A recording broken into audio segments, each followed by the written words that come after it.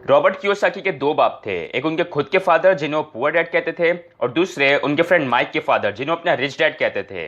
उनके poor dad ने PhD किया था और फिर स्कॉलरशिप पे अपनी एडवांस स्टडीज भी कंप्लीट की, जबकि उनके रिच डैड ने कभी 8वीं क्लास भी पास नहीं की थी। दोनों डैड्स अपने कैरियर में बहुत सक्सेसफुल थे, लेकिन उनके पुअर डैड ने हमेशा फाइनेंशियली स्ट्रगल किया था, जबकि उनके रिच डैड अमेरिका के सबसे अमीर आदमियों में से एक बने। मरते वक्त उनके पुअर डैड ने अपनी फैमिली के लिए अनपेड बिल्स छोड़े, जबकि उनके रिच डैड ने अपनी फैमिली के लिए मिलियंस ऑफ डॉलर छोड़े। उनके पुअर डैड हमेशा कहते थे कि मैं अफोर्ड नहीं कर सकता, मैं ये नहीं कर सकता, मैं वो नहीं कर सकता, जबकि उनके रिच डैड कहते थे कि मैं ये कैसे अफोर्ड कर सकता हूं। उनके पुअर डैड कहते थे कि पढ़ाई करो, डिग्री लो, ताकि तुम्हें एक अच्छी जॉब मिल सके, जबकि उनके रिच डैड कहते थे कि ये सोचो कि तुम कैसे दूसरों को जॉब्स दे सकते हो। दोनों डैड्स के पैसे के लेकर सोच बिल्कुल अलग थी। तभी 9 साल की उम्र में रॉबर्ट कियोसाकी ने डिसाइड किया कि अपने रिच डैड की सुनेंगे और उनसे पैसों के बारे में सीखेंगे। आज मैं आपसे ऐसे 7 लेसन शेयर करूंगा जो उन्होंने अपने रिच डैड से सीखे थे। So let's get started. Lesson number 1, fair and desire.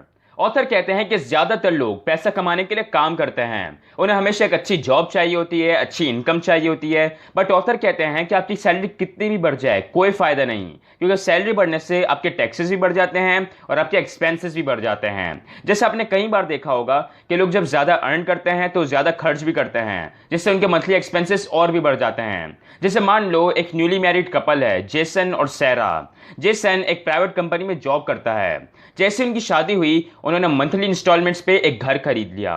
फिर कुछ टाइम बाद उन्होंने कार भी खरीद ली, जिससे उनके मंथली एक्सपेंसेस और भी बढ़ गए। अब जेसन रोज काम पे जाता है, बहुत मेहनत करता है डर की वजह से, क्योंकि उसे डर है कि अगर वो जॉब नहीं करेगा तो उसकी लाइफ ठीक से नहीं चल पाएगी। अब कुछ महीनों बाद उनका बेबी हो जाता है। अब जेसन 2 जॉब्स कर रहा है, जिसकी वजह से उसे ज्यादा इनकम मिल रही है। अब जैसे उसकी इनकम बढ़ी उसकी डिजायर्स भी बढ़ गई। अब वो ज्यादा चीजें डिमांड करता है और उसके मंथली एक्सपेंसेस और भी बढ़ जाएंगे, और ये साइकिल बस चलती ही रहेगी। लोग इन 2 इमोशंस की वजह से सारी जिंदगी काम करते हैं, फेयर और डिजायर। लोग इन 2 इमोशंस की वजह से सारी जिंदगी काम करते हैं, और ऑथर इसी को रैट रेस कहते हैं। अगर आप भी मैक्सिमम लोगों की तरह अपनी पूरी इनकम खर्च कर देते हो तो आप कभी रिच नहीं बन सकते, और फिर चाहे आपकी इनकम कितनी भी बढ़ जाए कोई फायदा नहीं। इसलिए सॉल्यूशन बस एक ही है कि आप उस एडिशनल इनकम को इन्वेस्ट करो, जो हम नेक्स्ट लेसन में सीखेंगे। Lesson number 2, assets and liabilities. जब रॉबर्ट ने अपने रिच डैड से अमीर बनने का सीक्रेट पूछा तो रिच डैड ने कहा कि अमीर बनने का बस एक ही सीक्रेट है। अगर तुम्हें अमीर बनना है तो तुम्हें बस यही जानने की जरूरत है कि एक एसेट और एक लायबिलिटी में क्या फर्क होता है, और तुम्हें एसेट्स बाय करने की जरूरत है। तो रॉबर्ट ने उनसे पूछा कि अगर रिच बनना इतना ही सिंपल है तो सब रिच क्यों नहीं बन जाते। तो रिच डैड ने कहा कि सब इसलिए रिच नहीं बन पाते क्योंकि वो एक एसेट और एक लायबिलिटी के फर्क को नहीं समझ पाते। फिर रिच डैड उसे बताते हैं कि एक एसेट और एक लायबिलिटी में क्या फर्क होता है। एसेट वो चीज होती है जिससे आपके पास पैसे आते हैं, जैसे आपने घर खरीदा और उसे रेंट पे दे दिया, अब हर महीने आपको उस घर का रेंट मिल रहा है, तो ये एक एसेट हुआ। लायबिलिटी वो चीज होती है जो आपसे पैसे लेती है, जैसे आपने घर खरीदा और उसे पर्सनली यूज किया, अब हर महीने आपको उसका electricity bill, gas bill, property tax, maintenance cost, ये सारे एक्सपेंसेस पूरे करने पड़ेंगे, तो ये एक लायबिलिटी हुई। अब बहुत से लोग जॉब करते हैं और पैसा कमाते हैं, लेकिन इसका यह मतलब नहीं कि वो जॉब एक एसेट है। ऑथर कहते हैं कि एसेट्स ऐसे होने चाहिए जो आपके लिए खुद इनकम जनरेट करें, जहां आपको काम करने की नीड ना हो। रिच डैड रॉबर्ट से कहते हैं कि पुअर और मिडिल क्लास लोग पैसों के लिए काम करते हैं, जबकि रिच लोग पैसों के लिए काम नहीं करते, पैसा उनके लिए काम करता है। जैसे ही उन्हें इनकम मिलती है वो उस इनकम से एसेट्स बाय कर लेते हैं, और फिर वो एसेट्स उन्हें इनकम जनरेट करके देते हैं। जैसे मैं आपको एक रियल लाइफ एग्जांपल देता हूं। आपको तो पता होगा कि आजकल हम करीम और उबर जैसी ट्रांसपोर्ट सर्विसेज बहुत यूज कर रहे हैं। अभी रिसेंटली मेरे क्रिएटिव ने करीम में इन्वेस्टमेंट की थी। उनके पास इतने पैसे तो थे नहीं कि वो कार खरीद पाते, इसलिए उनके पास जितने पैसे थे वो उन्होंने एडवांस पे किए और कार इंस्टॉलमेंट्स पे खरीद ली। फिर उन्होंने एक ड्राइवर हायर किया, अब वो करीम के लिए ड्राइव करता है। अब मेरे रिलेटिव को कोई काम नहीं करना पड़ता, वो ड्राइवर को हर महीने पे करता है, इंस्टॉलमेंट्स भी पे करता है, और थोड़े बहुत पैसे वो खुद भी कमा लेता है, और कुछ ही टाइम में वो गाड़ी भी उनकी हो जाएगी, वो भी बिना कुछ काम किए। मोस्टली हमारा ये होता है कि जब पुअर के पास इनकम आती है तो उस इनकम को एक्सपेंसेस के लिए यूज करता है, जैसे फूड्स, बिल्स, टैक्सेस, और फिर एसेट्स के लिए कुछ नहीं बचता। जब मिडिल क्लास के पास इनकम आती है तो उसे लायबिलिटीज के लिए यूज करता है, जैसे जो ने लास्ट मंथ एक नया एसी खरीदा, मतलब और ज्यादा इलेक्ट्रिसिटी बिल। लास्ट वीक एक कार खरीदी, जिससे एक्सपेंसेस और भी बढ़ गए, मतलब मिडिल क्लास भी अपनी सारी इनकम लायबिलिटीज और एक्सपेंसेस पे यूज करता है, जबकि रिच लोगों के पास एक्सपेंसेस से ज्यादा एसेट्स होते हैं। उनके एसेट्स कॉलम में से जो भी इनकम आती है वो उसे एक्सपेंसेस के लिए यूज कर लेते हैं और जो इनकम बच जाती है वो उसे वापस एसेट कॉलम में री इन्वेस्ट कर देते हैं। फॉर एग्जाम्पल, जूलिया ने अपनी कुछ प्रॉपर्टीज रेंट पे दी हुई हैं, उसे महीने के 1 लाख रुपए मिलते हैं, जबकि उसके मंथली एक्सपेंसेस 50,000 हैं। तो बचे हुए 50,000 से वो वापस एसेट्स बाय कर लेगी। और रिच लोग यही करके और ज्यादा रिच होते जा रहे हैं। एसेट्स किसी भी फॉर्म में हो सकते हैं, चाहे आप रियल एस्टेट बाय करें, स्टॉक्स, बॉन्ड्स या फिर कोई भी बिजनेस जहां आपको काम करने की नीड ना हो। एसेट्स बाय करने का ये मतलब नहीं कि रिच पीपल कोई लग्जरीज बाय नहीं करते, वो लग्जरीज बाय करते हैं, बट वो लग्जरीज तभी बाय करते हैं जब उनके एसेट्स में से अच्छी इनकम आ रही हो तब, जबकि पुअर लग्जरीज पहले बाय कर लेते हैं। इसलिए ये बातें याद रखना, एक तो अपने टाइम बेच के पैसे ना कमाना, ज्यादा से ज्यादा एसेट्स बाय करना और लग्जरीज एंड में खरीदना। Lesson number 3, mind your own business.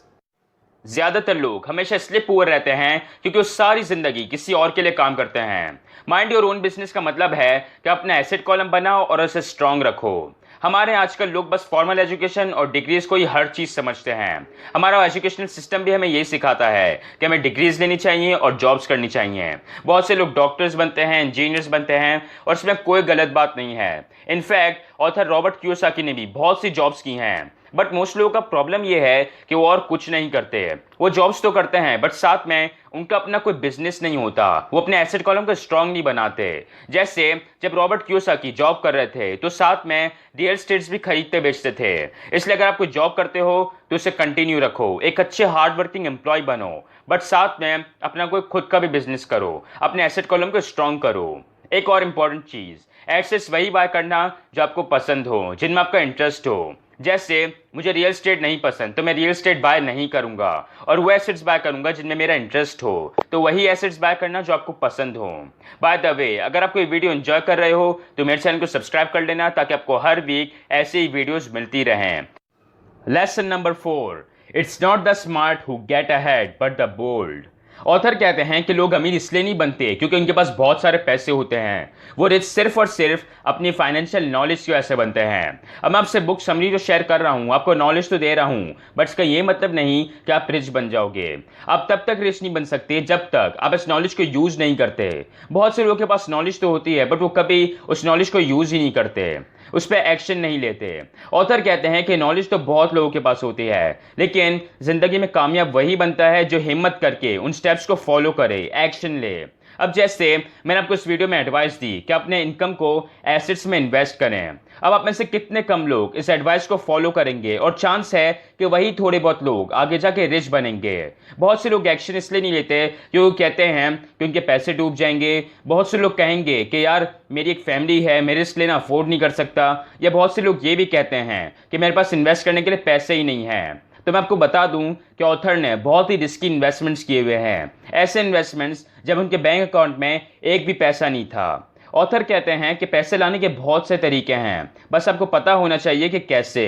इसीलिए फाइनेंशियल नॉलेज बहुत ज़रूरी है और फाइनेंशियल नॉलेज से रिस्क भी बहुत कम हो जाता है। लेकिन अगर आपको अमीर बनना है तो रिस्क तो लेना ही पड़ेगा। इसलिए ज़्यादा से ज़्यादा अपनी फाइनेंशियल नॉलेज पे ध्यान दो और फिर हिम्मत करके एक्शन भी लो, तभी आप रिच बनोगे। Lesson number 5, work to learn. Graduation करने के बाद ऑथर रॉबर्ट कियोसाकी को स्टैंडर्ड ऑयल ऑफ कैलिफोर्निया में जॉब मिल गई, जहां वो साल के $42,000 अर्न कर रहे थे। उनके पुअर डैड बहुत कुछ थे। उनके पुअर डैड चाहते थे कि रॉबर्ट एक हाई पेइंग जॉब में सेटल हो जाए, जबकि उनके रिच डैड कहते थे कि कभी भी पैसों के लिए काम मत करना, हमेशा सीखने के लिए काम किया करो। रॉबर्ट कियोसाकी ने 6 महीने बाद वो जॉब छोड़ दी और वो मरीन कॉर्प्स में चले गए ताकि वो वहां जाके कुछ सीख सकें। उनके रिच डैड बहुत खुश थे, जबकि उनके पुअर डैड बहुत गुस्से में थे। उनके पुअर डैड कहते थे कि तुम्हें किसी एक फील्ड या एक सब्जेक्ट को मास्टर करना चाहिए, और ये सही भी है, लेकिन साथ ही आपको नए नए स्किल्स भी सीखने चाहिए। जैसे मान लो मेरा एक यूट्यूब चैनल है जो मैंने बहुत ग्रो कर लिया है, मैंने यूट्यूब को अच्छे से मास्टर कर लिया है। अब अचानक एक दिन यूट्यूब मेरा चैनल बंद कर देता है या फिर यूट्यूब भी बंद हो जाता है तो मेरा तो सब कुछ चला जाएगा। इसलिए जरूरी है कि मैं दूसरी चीजें भी सीखूं, जैसे यूट्यूब के साथ साथ फेसबुक, इंस्टाग्राम और दूसरे सोशल मीडिया प्लेटफॉर्म्स को मास्टर करूं, अपनी खुद की वेबसाइट बिल्ड करूं। रिच डैड लर्निंग को बहुत इंपॉर्टेंट मानते थे। रॉबर्ट कियोसाकी रिच डैड की मीटिंग्स के वक्त उनके साथ बैठे थे ताकि उनसे कुछ सीख सकें। एक बार रॉबर्ट कियोसाकी एक स्पीकिंग इवेंट में गए थे। इवेंट के बाद एक फीमेल रिपोर्टर ने उनका इंटरव्यू लिया। उस रिपोर्टर ने ऑथर से कहा कि वो भी एक दिन उनकी तरह बेस्ट सेलिंग ऑथर बनना चाहती है। तो रॉबर्ट कियोसाकी ने उस रिपोर्टर के कुछ आर्टिकल्स पढ़े और वो उन्हें बहुत पसंद आए। ऑथर ने उस रिपोर्टर से पूछा कि किस चीज़ ने उसे रोका हुआ है। तो रिपोर्टर ने कहा, पता नहीं, सबको मेरे आर्टिकल्स इतने पसंद आते हैं बट कुछ हो ही नहीं रहा। बट रिपोर्टर ने ऑथर से एडवाइस मांगी। तो रॉबर्ट कियोसाकी ने रिपोर्टर से कहा कि उसे कुछ सेल्स ट्रेनिंग कोर्सेज लेने चाहिए। ये सुन के रिपोर्टर को बहुत गुस्सा आया और उसने रॉबर्ट कियोसाकी से कहा कि मेरे पास एक मास्टर्स डिग्री है, मैं एक प्रोफेशनल हूँ और आप चाहते हैं कि मैं सेल्समैन बन जाऊं। तो ऑथर ने अपनी बेस्ट सेलिंग बुक उठाई और कहा कि ये देखो, ये एक बेस्ट सेलिंग बुक है, ना कि बेस्ट राइटिंग बुक। इसलिए लर्निंग पे ज़्यादा से ज़्यादा ध्यान दो। फाइंड करो कि आपको क्या स्किल्स सीखने की ज़रूरत है और फिर उन स्किल्स को सीखो। लेसन नंबर 6, पे योर सेल्फ फर्स्ट। पे योर सेल्फ फर्स्ट का मतलब है कि आप अपने आप को हमेशा सबसे पहले पे क्या करो, मतलब वो इनकम जिससे आप एसेट्स बाय करोगे और फिर जो बच जाए उससे बाकी एक्सपेंसेस पूरे करो। तो रॉबर्ट ने रिच डैड से पूछा कि अगर हमारे पास इतने पैसे ना हो तो क्या करें। तो रिच डैड ने कहा कि चाहे कुछ भी हो जाए, हमेशा एसेट्स के लिए इनकम पहले निकालो और फिर जब आपके ऊपर एक्सपेंसेस का प्रेशर आएगा तो आप किसी ना किसी तरह पैसे कमा लोगे और एडजस्ट कर लोगे, बट हमेशा एसेट्स के लिए इनकम पहले निकालो। Lesson number 7, give and you shall receive. Rich dad हमेशा एक चीज में मानते थे कि अगर आपको कोई चीज चाहिए तो पहले आप वो चीज दो। जैसे जब भी रिच डैड को पैसे की नीड होती थी तो किसी और की हेल्प करते थे। जब रॉबर्ट कियोसाकी को पैसों की नीड होती थी तो किसी और की मदद करते थे। जब उन्हें सेल्स की नीड होती थी तो किसी और की सेल्स करने में मदद करते थे। इसलिए अगर आपको कुछ भी चाहिए तो पहले आप वो चीज दो। तो फ्रेंड्स, अगर आपको बेस्ट सेलिंग बुक बाय करनी हो जिसके लोगों ने बहुत अच्छे रिव्यूज दिए हैं तो आप डिस्क्रिप्शन में दिए हुए लिंक से बाय कर सकते हो। साथ ही अगर आपको वीडियो पसंद आई तो लाइक कर देना and subscribe for videos every week. Good bye.